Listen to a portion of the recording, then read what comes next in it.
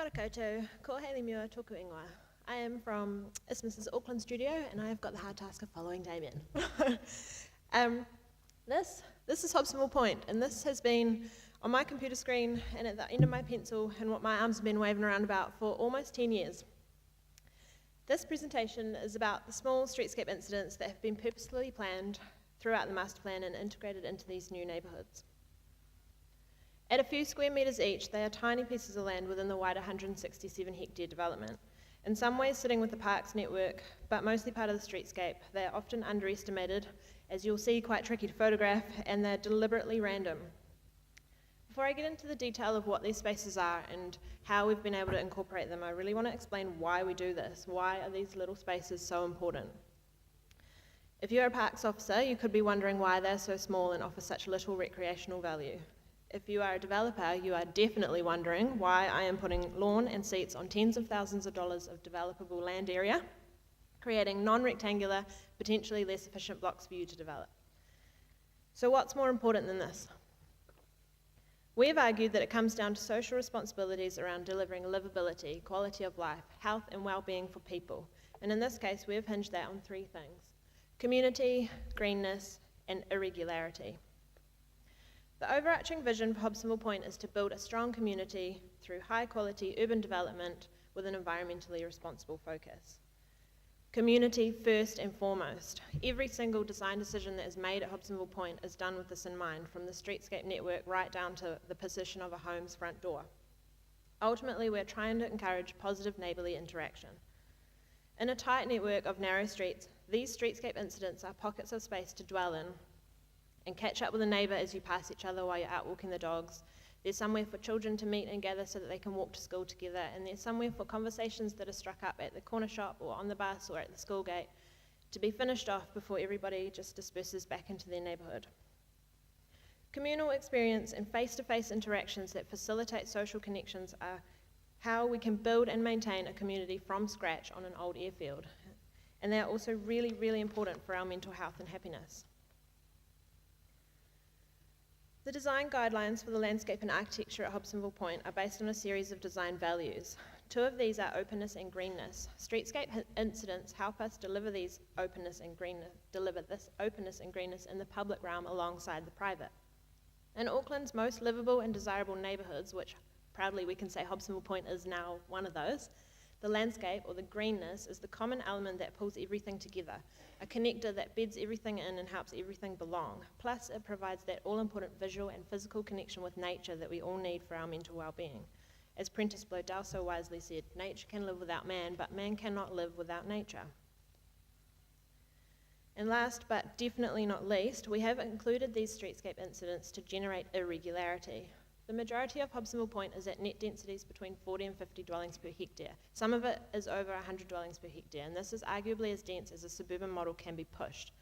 Coupled with this, and to achieve this density, we have narrow streets, short front setbacks, and small rear yards. So the importance of these streetscape incidents as little breathing spaces in the street increases as density increases and private space reduces.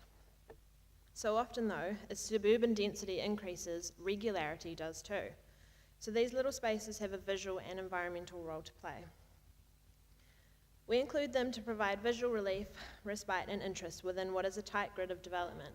They are there to help contribute to neighbourhood identity and character, and they help improve legibility and the ability to mental map the grid. They offer irregularity, a little quirk, an unexpected pocket of space within them which momentarily interrupts the rhythm of the wider neighbourhood, and we need this variety. Psychologists cite boredom as contributing quite significantly to increased drug and alcohol abuse, anxiety and depression, and the Centre for Urban Design and Mental Health reminds us that homogenous, unchanging environments, boring, sterile, perfect landscapes are ones that people struggle to connect with and in. So what are these streetscape incidents? They're actually all different. They are by design a small piece of land, but they actually range in size from about 9 or 10 square metres up to the size of what is comparable to a small house lot, so that would be maximum 100 square metres. Sharp and take a breath there from those outside of Auckland. A couple of them are triangular, carved from the corners of superlots at intersections, while others, like this one, are a small bite mid-block, and they're a mix of hard and soft landscaping.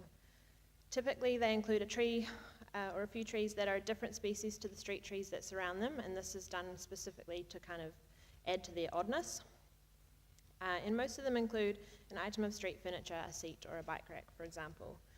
One of them is actually the refurb of a heritage bus shelter, and although no bus stops at this one anymore, it contains some of the site's history, encouraging cultural connections to the site. They were designed in a master planning sense right at the very inception of the project. The very first Buckley Precinct CDP included a collection of these spaces as part of the open space hierarchy. Streetscape incidents, then pocket parks, then your kind of principal recreational reserves. To do this, we had to get the buy-in of the landowner, HLC, and the land developer, A.V. Jennings, which we were lucky enough to do, based on the importance of open spaces in the delivery of the vision, high-quality urban development delivering strong community. So while in other locations, these could have been seen as a waste of developable land, here they were actually seen as really necessary, because we're really lucky here. Our land development clients at Hobsonville understand that with increased density comes a need to increase amenity. So that's the first hurdle jumped. We can actually allocate space for these things. The second hurdle is council and our ability to vest these spaces, because they are, after all, intentionally public realm. This one wasn't so easy, as over the years since the project's inception, council parks have been less and less able to accept small pocket parks due to shrinking budgets and new policies around open space classifications. Over time, and precinct to precinct, we've had to rationalise our development blocks in open space to deliver our high quality public realm. Pocket parks at Hobsonville were eventually taken completely off the table, which put their little brother, the streetscape incident, in even more jeopardy. The answer was road reserve. Pocket parks and streetscape incidents became widened berms. So what Auckland Council Parks were no longer able to help us with, we got over the line through Auckland Transport. Not all smooth sailing. There's not much about these guys that are compliant with ATCOP, but we worked them through, so same outcome, different mechanism. This process actually changed the way we thought about public open space and streetscape at Hobsonville. And next time, when I've got more than 7 minutes, I would love to tell you about our play street in the Catalina precinct, which actually takes everything I've just talked to you about to a whole new level. This is a whole street of incidents and play and open space and density on amenity, currently covered in construction chaos, but almost ready to open and almost ready to promote a strong community through its greenness and irregularity in the next wave of new residents. Thanks very much.